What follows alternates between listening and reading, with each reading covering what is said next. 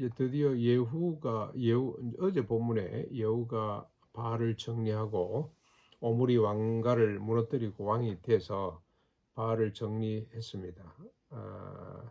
그러나 여로보암의 죄, 금송아지 제조, 금송아지 숭배하는 죄에서 벗어나지 못했더라. 그리고 28년간에 대한 평가가 이렇게 그냥 이게 이 한 줄이 전부입니다.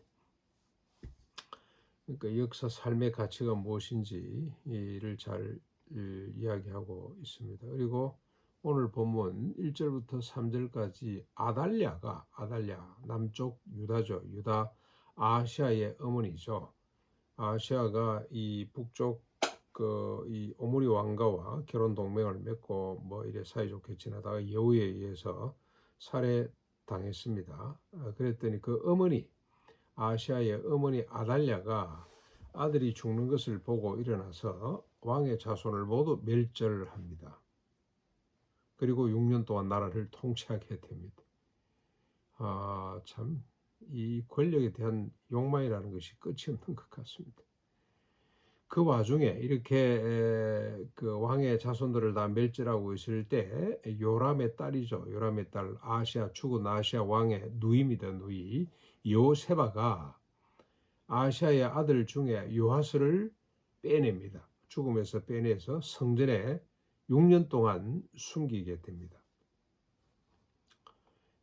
그리고 이제 4절부터 8절 일곱째 되던 해에 요세바의 남편이자 대제사장인 요야다가 요야다 이 사람은 요세바의 남편입니다. 남편. 그리고 당시에 대제사장이 가리 사람과 호위병의 백부장들을 여호와의 성전으로 불러들입니다.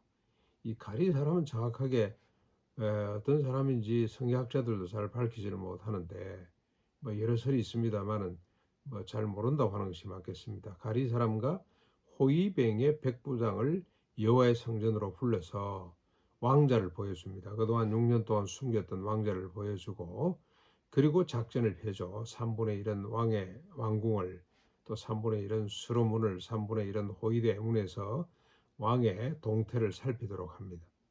그러니까 아달랴의 동태를 살피도록 하고 안식일에 비번부대, 두 비번부대 뭐 이런 뭐 복잡하게 안식일에 워낙 사람들이 많이 출입을 하니까 이 성전을 호위하는 그 질서를 유지하는 이런 백부장들이 파견이 된 것 같습니다. 또 부르기도 했고 아마 대제사장이 요청을 하면 이게 뭡니까 부산에 가면은 서부교회라고 있었는데 백령희 목사님이라고 아주 유명한 분이 계셨는데 주일학교가 얼마나 큰지 그분이 주일학교를 엄청 강조를 해가지고 한 10,000명 정도 모인다 그랬어요. 주일학교가 10,000명 모이는데 제가 하도 그 이야기가 참 신비롭기도 하고 이게 진짜인가 하고 한번 가봤습니다. 제가 어떻게 주일날 시간을 내서 서부교회 예배를 드리러 갔더니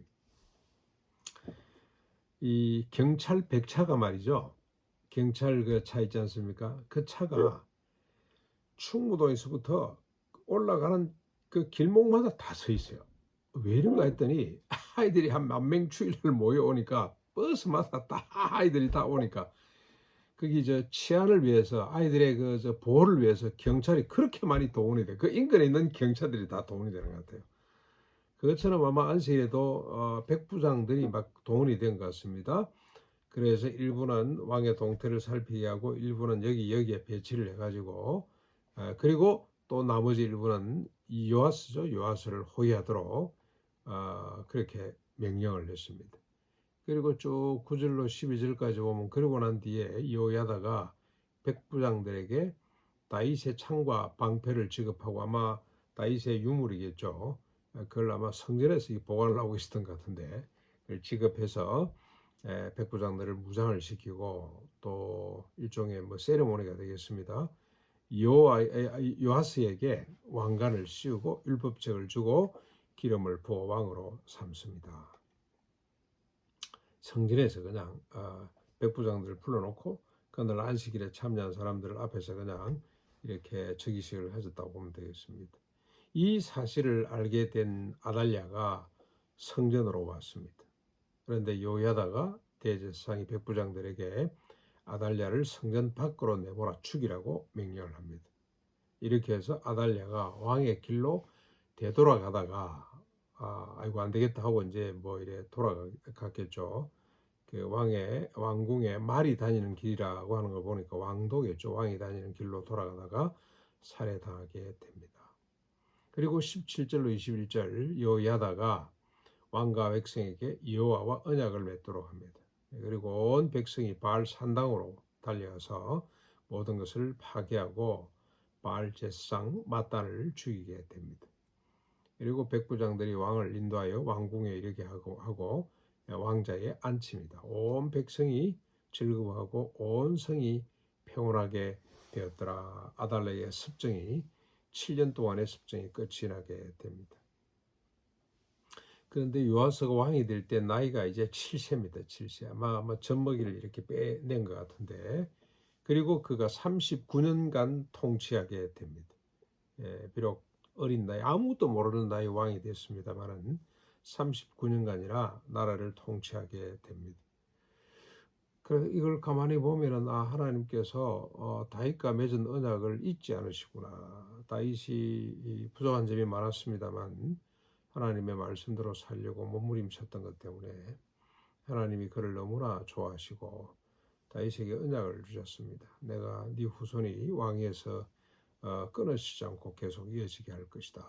궁극적으로 네 후손 가운데서 메시아가 오도록 하겠다고 하신 하나님의 약속이 이렇게 이어져 갑니다. 아달랴고 하는 사람이 자신의 의지대로 역사를 이끌어 가려고 했습니다만 결국 7년 만에 6년 만에 그가 살해당하게 되고 하나님의 언약의 백성, 언약의 혈통이죠. 다윗의 혈통 요아스가 왕으로 등극하게 됩니다.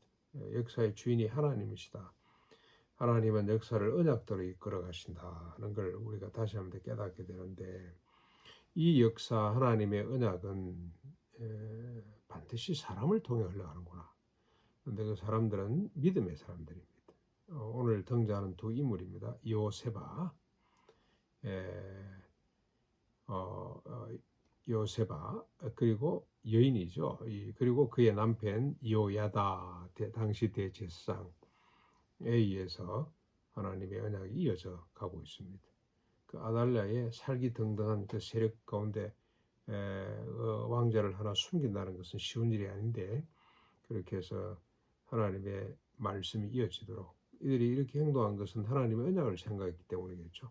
하나님의 약속한 바에 의하면 비록 짧게 나라를 통치했습니다만은 아시아의 자손이 왕이 되는 것이 맞다. 그래서 그를 두려움을 무릅쓰고 숨기게 됩니다. 여기서 믿음이라는 것은 하나님의 언약을 믿고 갓난 아이가 7살짜리가 뭘 하겠습니까마는 부정적인 뭘 하겠냐는 부정적인 생각을 버리는 것. 그리고 죽음의 두려움을 가감히 버리고 용기 있게 나서는 것이 참된 믿음이라고 할 수가 있겠습니다. 오늘도 하나님의 언약이죠. 뭐 다윗에게 준 언약하고 비교할 수 없는 언약이 우리에게 주어졌습니다. 하나님의 언약이 예수 그리스도를 믿음으로 어둠에서부터 빛으로 들어오게 되었고, 하나님의 왕 같고 제사장 같고 선지자 같은 사람으로 된 것, 이 하나님의 언약이죠. 우리를 통해서 하나님의 뜻, 우리 주님이 시작하신 하나님의 나라와 구원의 역사가 이어져 갈 것이라고 하는 이 하나님의 언약을 굳게 믿고 나를 통해, 우리를 통해, 그리고 가난과 일가 수돈을 통해 이어져 갈 수 있도록 믿음의 자리에 설 수 있기를 바랍니다.